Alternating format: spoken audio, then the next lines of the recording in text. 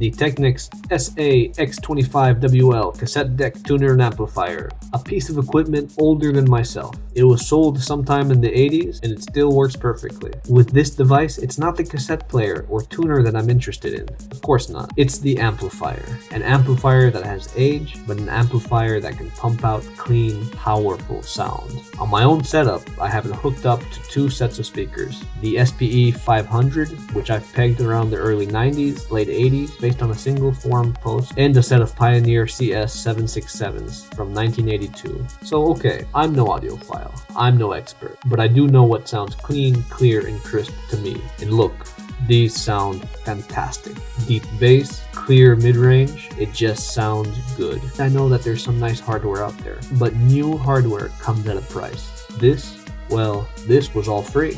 It's 30-year-old hardware. People move on, they want newer stuff. If you can't find it free, it'll be cheap. Thing is, you'll find it doesn't have digital audio support. No surround sound, just 2 RCA jacks in simple stereo sound. Despite these limitations, it'll blow most sub $100 Euro systems away. There is no artificially inflated bass that takes over, but instead a deep, smooth, rich noise that enhances the rest of the audio you are listening to, whether it be music, games, or a movie. Noises don't muddle together, but instead come out very clear and very sharp. I know that for some of you, the lack of surround sound is going to be a deal killer. In my own opinion, high quality sound trumps out any other feature. Good sound is what makes movies come to life. So unless you're looking at buying a higher end system, you might just want to reconsider. Let's go ahead and take a closer look at the system. A brief look and review of old technology. It's got a cassette deck on bottom that'll play normal chrome and metal tapes. Pops out as smooth as ever, a manual equalizer so you can adjust audio response to your preference, a stereo tuner up top with auto scanning and the ability to save presets. The LCD screen's backlight has gone dead, and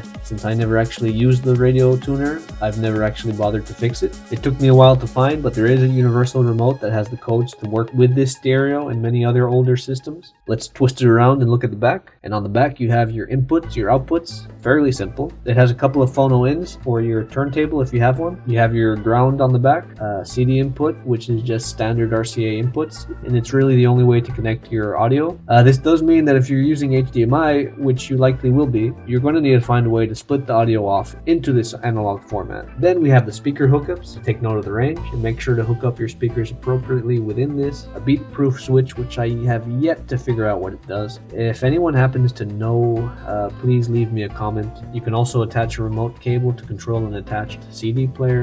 And finally, AM and FM antenna hookups. And while we're at it, why don't we zoom in and take a quick look inside? A lot going on in there. You'll notice the typical larger and more spaced out component reminiscent of older electronics. And there you go. That's about it for the Technics sax25wl. What I imagine was a nice piece of technology in the 80s. Technology moves at an incredibly fast pace, and we seldom look back. Every once in a while, we should. If you're new to this channel and you like this video, I encourage you to check out some of my other related content, such as why used business class laptops can be cheaper, faster, and higher quality than a brand new laptop, and how to make some old hardware work on 64-bit versions of Windows. This channel is also full of technology humor, so stay a while, have a laugh. For everyone else in the world, wherever you are, have a good morning, have a good day, have a good night. Bye-bye.